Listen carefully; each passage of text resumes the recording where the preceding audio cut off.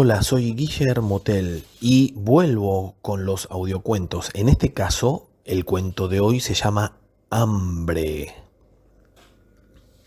Ante todo, debo aclarar que no creo en el destino. No por lo menos en la forma tradicional en la cual uno ya tiene su futuro escrito y por más que haga lo que hiciere, no podrá salir de ese final impuesto por algo o alguien superior. Sin embargo, no puedo dejar de reconocer que existen individuos que a lo largo de su existencia no han podido o no han querido, esto ya no podría asegurarlo, salir del cauce al cual los acontecimientos los han llevado, cerrándoles de esta forma toda posibilidad de escape y haciendo que su final sea inexorable. Aquel verano de fines del 43 había sido particularmente caluroso, húmedo y agobiante, como justificando a través de esa atmósfera turbia lo sórdido de los eventos que estaban por acaecer. Los estragos de la década infame había hecho sobre la economía y el gobierno de Castillo, que se caía a pedazos, hacían que la miseria fuera aún más dolorosa de lo que ya lo es por naturaleza. Mendigos, lustrabotas, chiquilines ladrones y prostitutas parecían salir de debajo de las baldosas en todos los arrabales de la gran ciudad. Mi vida no era exactamente un lujo, pero si me comparaba con el entorno en el que me movía, podía sentirme un agraciado. Mi salario de inspector de la Federal no era gran cosa, pero pertenecer tenía sus privilegios. El solo hecho de subir al trole con la gorra puesta significaba unos pesos de ahorro todos los días, pesos que de haber sido oficinista en el centro u operario de fábrica hubiera tenido que gastar indefectiblemente. El almuerzo corría por cuenta del gallego del bar El Paso, que me debía algunos favores y me los pagaba a través del estómago. La suma del alquiler del cuartito al que me había mudado cuando decidí quedarme en la ciudad era bastante módica, por lo que en definitiva los gastos que debía afrontar a lo largo del mes no eran tantos. Mi soltería y algunos pesos que podía gastarme en gustos personales me llevaron a conocer a Elga. Trabajando para la policía, no había horarios ni familia, así que muy temprano, cuando me decidí a seguir la carrera, entendí que el matrimonio no era para mí una posibilidad real. Por otra parte, siempre habría creído que un hombre no podía estar atado a una mujer de por vida. Ese cuento de hasta que la muerte los separe no contempla el buen gusto que existe en la variedad, y como a mí me gustaba la diversificación de las posibilidades, me abstuve de contraer compromisos formales. Recorriendo los cabarets de los suburbios, conocí a la mencionada mujer. Tendría unos 25 años, pero sus ojos dejaban traslucir un cansancio de siglos, como si el hecho de haber sido testigo de ciertas atrocidades diera a ese espectador mayor experiencia visual que aquel que no corrió la misma suerte. Su cara, un tanto regordeta y blanca, la nariz pequeña y respingada, el pelo rubio natural con un flequillo largo y mal cortado que casi le tapaba los ojazos celestes, permitían adivinar su origen caucásico. Prácticamente no hablaba, pero los pocos monosílabos que usaba no dejaban lugar a dudas de que era de Europa Oriental, probablemente Hungría o Ucrania. No era la primera vez que tenía relaciones con prostitutas, pero con esta mujer la situación fue totalmente distinta. No intentó que le pagara tragos, no me dio charla ni me dijo lo muy hombre que era.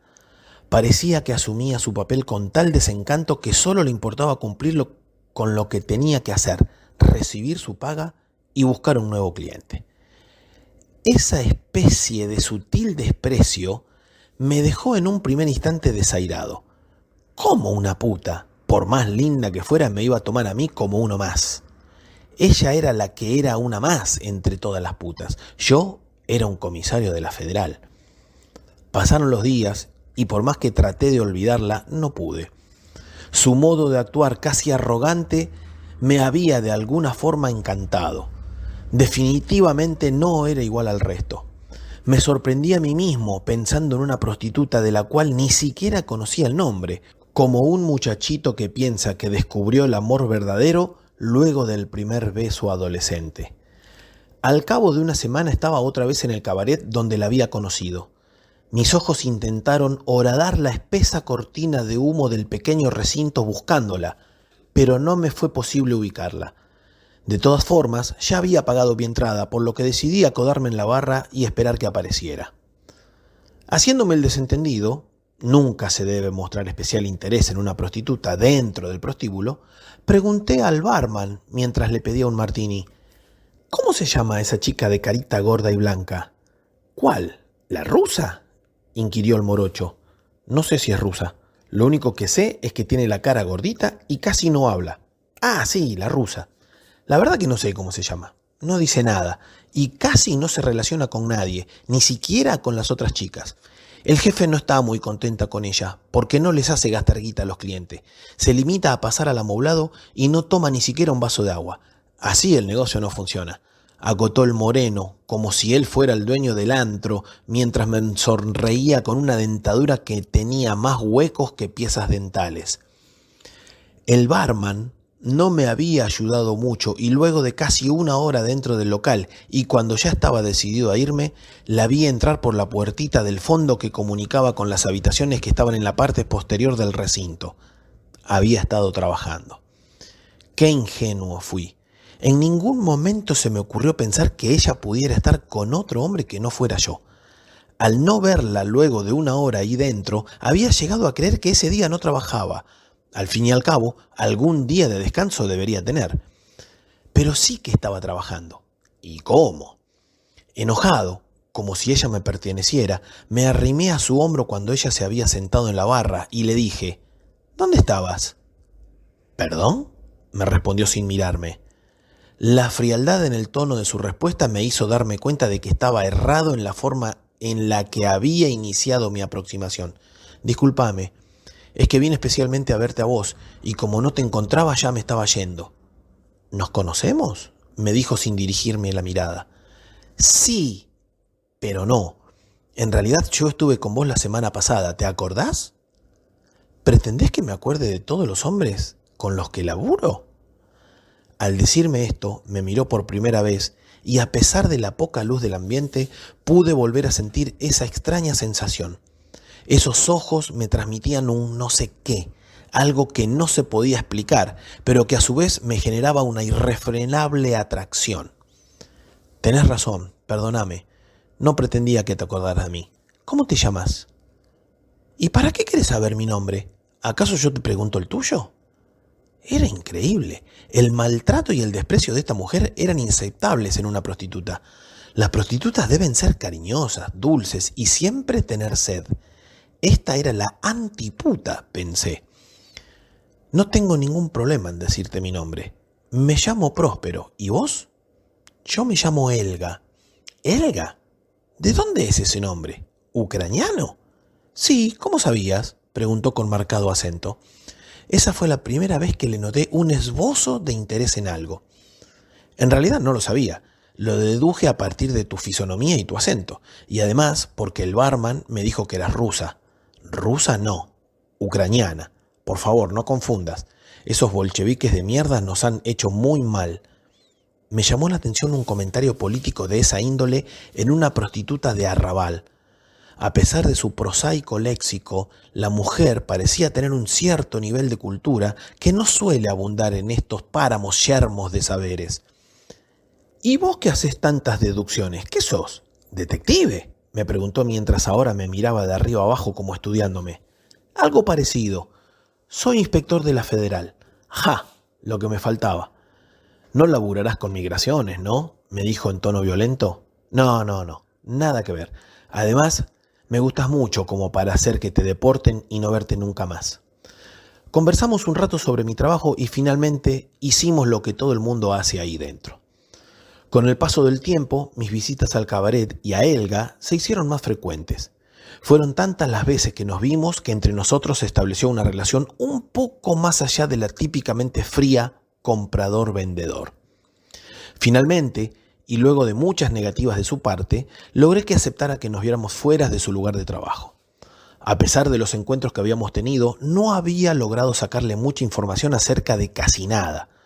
Solo pude averiguar que había perdido todo contacto con su familia y que había escapado de su país cuando tenía alrededor de 15 años, aunque tampoco estaba muy segura acerca de su propia edad, ya que en las condiciones en las que se encontraba su país no existía prácticamente ningún tipo de actividad civil organizada, y la invasión de los bolcheviques había hecho que lo poco que existía se desmembrara por completo. Fuimos a comer a un lugar bastante alejado de nuestro barrio. En algún momento de la conversación, que en realidad era casi un monólogo de mi parte, salió otra vez a relucir el tema de mi profesión. Para mi sorpresa, en ese momento pareció interesarse por lo que le comentaba y me preguntó: ¿y por tu trabajo? ¿Estás relacionado con la morgue? No directamente, respondí, aunque si quisiera podría tener acceso. ¿Por qué me preguntas por la morgue? No, por nada en especial, dijo con un tono en su voz que dejaba traslucir que estaba diciendo una cosa, pero en realidad pensaba otra. Eran tantas las ganas que tenía de hacerle sentir que ella era especial para mí, que para que no perdiera interés forcé la conversación. ¿Te interesan los muertos?, volvió a preguntar. Me miró sin decirme nada. Luego de unos segundos en los que me mantuvo la mirada sin vacilar, dijo: «Yo te gusto, ¿verdad?» «Sí, y mucho», dije sin ningún tipo de vergüenza. «¿Serías capaz de hacer algo por mí sin preguntar?» «Bueno, eso depende de lo que me pidas», argumenté. «No mataría a nadie si, por ejemplo, me pidieras algo de esa calaña», dije socarronamente. «No te voy a pedir que mates a nadie», me dijo mientras me miraba fijamente. «Lo que te voy a pedir es algo sobre alguien que ya está muerto». «Explícate, por favor», inquirí mientras me acomodaba en mi silla. «Necesito que me traigas una pierna de un cadáver de la morgue», dijo con una impavidez digna de un político en campaña. No atiné a decir nada. Hubiera esperado que me pidiera plata, que apretara algún fiolo o que la ayudara a salir del prostíbulo, pero nunca una cosa de esa índole. En realidad, cumplir con la solicitud de Helga no era difícil para mí. Por mi rango podía acceder fácilmente al pedido. Por otra parte, la morgue municipal siempre está llena de cadáveres de desconocidos que nadie reclama y que luego son entregados a la Facultad de Medicina, o que terminan siendo enterrados en fosas comunes en la Chacarita, así que conseguir una pierna no podía ser problema. No entraré en los detalles de la operación pierna.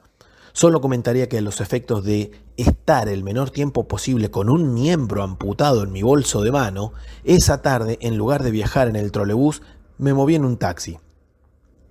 Llevé la pierna directamente a su departamento. Ella me había dado una copia de las llaves de entrada. El cuartito era sumamente sencillo y sombrío y estaba exactamente al fondo del conventillo.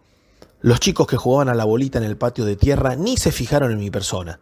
Por otra parte, estos conventillos eran constantemente un hervidero de gente entrando y saliendo, así que mi presencia no despertó ninguna sospecha en especial. Dejé el bulto sobre la mesada de la cocina y salí. Mientras caminaba hacia la calle, no dejaba de preguntarme para qué podía querer una pierna a esta mujer. No se me ocurría ninguna buena explicación que pudiera justificar el extraño pedido. No estudiaba medicina, no hacía esculturas y hasta donde yo sabía no era bruja ni hacía vudú. Esa noche volví a verla en el cabaret. Luego de los saludos pertinentes le dije: «Toma, te devuelvo las llaves de tu casa. Tu pedido lo dejé sobre la mesada». «Gracias». «¿Me vas a decir para qué querías eso?», increpé ansioso. «Habíamos acordado que no me ibas a preguntar». «Sí, pero convengamos que lo tuyo es bastante fuera de las normas». «Mira, este no es el lugar ni el momento para que me preguntes nada», me espetó y se fue dejándome solo en la mesa. Terminé mi trago y me fui. No podía soportar verla trabajar si no era conmigo. En subsiguientes encuentros fuera del horario laboral le dejé en claro este punto y le dije que la quería solo para mí. «¿Por qué querés que deje de trabajar en el prostíbulo?», me preguntó casi en tono molesto. «La verdad es que no soporto imaginarte en la cama con otro tipo que no sea yo. Así me conociste y así me has de seguir conociendo. Aunque quisiera, no podría estar con vos. Además me dijiste en una oportunidad que no sos de esos tipos que tienen una mujer fija. ¿Por qué ahora me venís con este cuento?» «Bueno, La gente cambia, dije sin tener mayor argumento. Un largo silencio se interpuso entre nosotros. Se me ocurrieron muchas cosas que podría preguntarle, pero su parquedad al expresarse siempre me hacía sentir como si fuera un interrogador y ella una víctima de mi interrogatorio. Preferí callarme la boca, empiné el resto del café que me quedaba en el pocillo y la acompañé hasta el conventillo. Intenté no verla. Me prohibí ir al cabaret y me dije a mí mismo que me la tenía que sacar de la cabeza. Qué complicada que es la mente. La mina no era nada mío y sin embargo de alguna forma me sentía ligado a ella, como si el hecho de haber compartido en algún momento la cama me diera cierto poder sobre su persona. De hecho, las veces que habíamos tenido relaciones siempre había sido dentro de su horario de trabajo, nunca fuera. ¿Por qué? Nunca había reparado en este hecho. ¿Evitaba relacionarse sentimentalmente conmigo porque yo era policía? Difícil saberlo. Aunque nunca me lo dijo, siempre creí que tenía cierta aprensión hacia mi figura policial, como aquel que sabe que cometió un delito y aunque nadie lo delate o lo persiga, se siente siempre intimidado. La pregunta que seguía sin respuesta era ¿por qué esa atracción tan particular hacia esta mujer? Mujeres hay millones y cada vez se consiguen más fácilmente. ¿Por qué tanta obsesión con esta? ¿Será justamente porque no es fácil? No sé si afortunada o desafortunadamente no creía en el amor, pero en algún momento pensé que podría llegar este sentimiento lo que me impulsaba hacia ella. En otros momentos pensé que solo era calentura.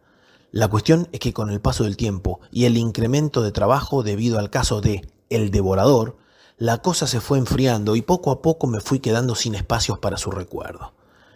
El Devorador había hecho irrupción en la escena porteña con una violencia inusitada en estos lugares. El nombre se lo habían dado los diarios amarillistas, pero la verdad es que estaba muy bien puesto. Los asesinatos cometidos cuando fui asignado al caso eran 4, todos parecidos y de difícil resolución. Las víctimas eran lincheras a los que nadie esperaba en ningún lado y por lo tanto nadie denunció su ausencia, por lo que los cadáveres fueron encontrados siempre bastante después de que fueran cometidos los asesinatos y en avanzado estado de descomposición. El modus operandi también fue el mismo en los siguientes casos que sucedieron mientras estaba al frente de la investigación y así como comenzaron de la nada, desaparecieron de la nada. Las víctimas eran salvajemente golpeadas en la cara con algún objeto contundente que estuviera por la zona, como ladrillos, hierros o palos, hasta matarlos y deformarlos. Lo más atroz no era eso, sino que luego de muertos el devorador se dedicaba, como su nombre lo indicaba, a devorar a sus víctimas, mostrando, vaya uno a saber por qué, una clara preferencia por los muslos de los cadáveres. Teniendo en cuenta el tiempo que pasaba entre la comisión del hecho y el momento en que los cuerpos eran encontrados, era sumamente difícil obtener pruebas que delataran algún tipo de evidencia. Dada la violencia de los hechos, todos los especialistas apuntaban a un hombre de una gran complexión física. Era imposible hacer un molde de la mordedura, ya que las carnes en estado de putrefacción no conservaban de ninguna manera el estado original de la dentellada, haciendo inútil los esfuerzos por esa vía. De todas formas, y más allá de todas las especulaciones e hipótesis que manejamos, al cabo de 14 meses de iniciados los crímenes, fui removido de mi responsabilidad en la investigación. Según el jefe, no era bueno tener a un mismo sabueso siguiendo siempre la misma pista, sobre todo si no se avanza en la misma, ya que esto genera frustraciones en dicha persona y por ende ninguna solución al caso. Personalmente lo tomé como una derrota, aunque no puedo dejar de reconocer que estábamos como al principio. Lo único que sabíamos era que el cronograma de ataque se había respetado y que el mismo era de una víctima cada 2 meses aproximadamente. Los peritos psicológicos intentaron hallar una relación astral con la dilación entre los hechos, pero nada más allá de eso. Lo peor es que me licenciaron del caso 2 semanas antes de que se cumpliera el plazo temporal para un supuesto nuevo ataque, pero no oyeron mis objeciones. Tenía por delante un mes de vacaciones pagas y nada por hacer, por lo que, para matar el tiempo y hacerme unos pesitos extras, conseguí una changa de seguridad para eventos de la alta sociedad. La paga realmente no era muy buena, pero la comida y la bebida eran acordes al nivel social. Durante mi tercera semana de licencia, fui asignado por la agencia de seguridad a la casa de fin de semana del tigre de la familia Anzoátegui. En esta casa eran de público conocimiento la realización de fiestas de muy alto nivel con lo más granado de la sociedad porteña. Nadie faltaba a dichos eventos, ni los ganaderos representantes de la sociedad rural, ni los ministros del gobierno de turno, ni los más altos cargos del orden eclesiástico. Por supuesto, estos señores no se entretenían solos y la presencia de chicas de vida licenciosas y bombachas veloces estaba descontada. También estaba asegurada la presencia de todo tipo de sustancias que hicieran más amena la velada, por lo que al pago de una buena seguridad era absolutamente necesario. Apretado dentro de mi frac, caminaba por el salón principal, guardando que todo estuviera en orden, cuando la vi. «¿Qué estás haciendo acá?», preguntamos al unísono. «Estoy laburando», respondimos también en forma isócrona. «Hubiera sido el último lugar donde esperaba encontrarte», dije para romper el emparde. «Sigo trabajando de putas y en esta fiesta se paga muy bien por mis servicios y por mi silencio. ¿Y vos cómo llegaste acá? ¿Estás de incógnito en alguna pesquisa? Acá la poli tendría mucho trabajo para hacer. De entre todos estos no creo que saques uno bueno». Le expliqué raudamente mi situación y nos separamos. No era bueno que un agente de la seguridad y un agente de la diversión estuvieran perdiendo su tiempo en distracciones no productivas. Cada uno debía cumplir con su tarea. Sin embargo, no pude dejar de sorprenderme al volver a sentir esa extraña sensación que me abrazaba por completo cuando estaba en presencia de Helga. Intentando sacármela de la cabeza, me acerqué a la mesa del ponche, me serví un trago y con aire de desentendido, mientras me tragaba un canapé de caviar, me dispuse a observar la escena dentro del salón. Un miembro del gobierno hablaba animadamente con Helga, vaya uno a saber de qué cosas, mientras espiaba desfachatadamente su escote. Helga nunca había sido buena para mantener diálogos con nadie, y por lo menos eso era lo que yo creía luego de intimar con ella durante un tiempo prudencial. Sin adivinar jamás qué se dijeron, los vi subir de la mano por la escalera hacia los pisos superiores. Por supuesto que ella estaba haciendo su trabajo y yo no tenía por qué intrometerme, pero no podía dejar de pensar que ese tipo se estaba metiendo en mi propiedad. Evidentemente el tiempo y el trabajo solo habían logrado mitigar circunstancialmente lo que yo creía sentir por esta mujer, pero llegado el momento volví a sentirme como antes de dejar de verla. Para no pensar en ella salí del salón y di una vuelta por los alrededores de la casona. La fiesta estaba en su punto álgido y todos habían encontrado algo en que entretenerse. Comida, bebidas, drogas y mujeres, la combinación ideal para evitar todo tipo de aburrimiento posible. Estaba pensando que este tipo de gente es la que decide el destino de nuestro país, cuando desde el jardín pude percibir que en una habitación del primer piso algo violento estaba sucediendo. Por la escasa luz del exterior y por las cortinas cerradas no se veía exactamente qué era lo que pasaba. Sin embargo, las sombras sobre el cortinado blanco dejaban adivinar dos cuerpos forcejeando. Por la diferencia de altura, uno parecía ser una mujer. En ese momento, la luz del interior del cuarto se apagó e inmediatamente pensé en Helga y decidí acercarme a la habitación para intentar percibir si había algún problema. Pudiera ser que realmente no estuviera pasando nada y que todo fuera solo parte de algún tipo de juego sexual entre la pareja. Hay gente muy depravada. Sin generar ningún tipo de sospechas, en mi actitud subí las escaleras y, asegurándome de que nadie me viera, puse mi oreja contra la puerta de la habitación intentando oír algo. En primera instancia no logré escuchar nada, pero al cabo de unos instantes me pareció que alguien emitía una especie de quejido gutural, bastante lejano de un gemido de origen sexual. No atiné a hacer nada hasta que el sordo ruido de un golpe seco me sacó de mi aturdimiento. Sin mediar razonamiento alguno, manoteé el picaporte que extrañamente estaba abierto y entré. La luz del pasillo que flameaba sobre mis hombros iluminó la escena a medias. Solo lograba distinguir un cuerpo tirado sobre la alfombra en una posición bastante antinatural.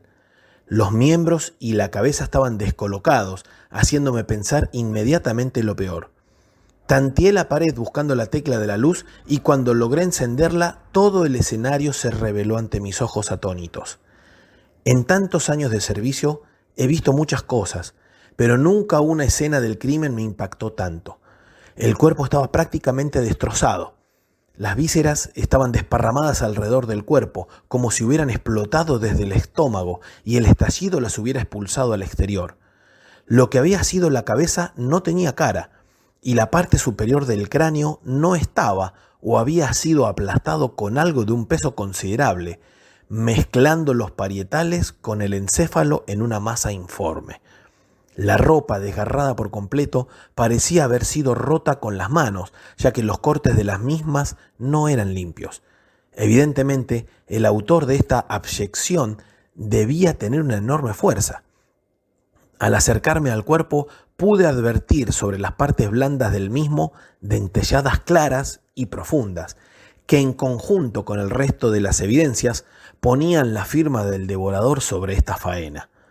Al alejarme del cuerpo y enfilar hacia el pasillo para dar la voz de alerta, la vi en una esquina de la habitación. Estaba casi desnuda y su cuerpo bañado en sangre me hizo pensar que también había sido víctima del ataque. ¿Estás bien, Helga? Sí, me contestó mientras reforzaba su afirmación con la cabeza. ¿Qué pasó? ¿Viste al autor de este desastre? Sí, fui yo. Cerré inmediatamente la puerta del cuarto que aún permanecía abierta y sin mediar palabras la metí en el baño para que se sacara la sangre de encima y se vistiera. Lo primordial era salir de ahí lo antes posible. Afortunadamente la fiesta estaba tan entretenida que nadie reparó en el detalle de que Helga y yo salimos de la mansión. Obviamente por la mañana el crimen fue descubierto, pero a esa altura ya habíamos cruzado al Uruguay en una lancha que conseguimos en las inmediaciones de la estación Tigre. Los investigadores del caso apostaron todas sus fichas a que el autor del crimen había sido alguien del personal de vigilancia, y con solo pedir la lista de los enviados al evento por la agencia de seguridad, mi nombre figuró en todos los pedidos de captura al desaparecer yo en forma misteriosa. Nadie puso la más mínima sospecha sobre las prostitutas, ya que éstas nunca habían estado en el evento, debido a que el mismo era solo un encuentro de hombres reunidos para solucionar los problemas del país. Una vez ocultos en el interior del Uruguay, Helga me contó toda la historia. En su Ucrania natal, ella y su familia habían sido víctimas del Holodomor, el genocidio impuesto por Stalin. Era tal el hambre que sentían que en cierta oportunidad, y como no tenían más alternativa, el padre de Helga mató a un vecino de una finca cercana y se lo comieron sin mayores prejuicios. Eso, que en un principio comenzó siendo un recurso extremo, se transformó con el paso de los años de exterminio soviético en una práctica casi común. Aunque obviamente estaba prohibido comerse a la gente, no había otra cosa para llenar los famélicos estómagos. Tanta era la miseria que en la primera oportunidad que tuvo Helga se escapó de Ucrania en un barco sin saber a dónde iba, pero que suponía que la llevaría a algún lugar donde las cosas no serían tan malas como en su pueblo. El barco de bandera soviética terminó recalando en el puerto de Buenos Aires. Una jovencita blanca, rubia, de ojos celestes, que no hablaba una palabra de castellano y que tenía más hambres que prejuicios, era una presa fácil para las redes de la prostitución. El problema fue que el tiempo y la distancia no pudieron hacerle olvidar a Helga el sabor de la carne humana. Por mi parte, y por supuesto sin saberlo, cuando le conseguí la pierna en la morgue, volví a despertar a la bestia que llevaba adentro, una bestia capaz de generar una fuerza y una violencia tal que cualquiera la confundiría con un hombre. Una bestia que ahora era insaciable y que yo era responsable de alimentar. Cada cierto tiempo, y cuando su síndrome de abstinencia se hace incontrolable, tengo que salir a conseguir algún cuerpo. Esto ha hecho que no podamos permanecer más que unos cuantos meses en cada lugar, ya que enseguida los lugareños comienzan a sospechar de nosotros. Pero por ahora nos la hemos arreglado. Ella es solo mía, como siempre lo quise, y el precio que pago por ese privilegio es saciar su antropofagia. Ella no pudo escapar a su destino, ni yo al mío. Mi amor pudo calmar su hambre.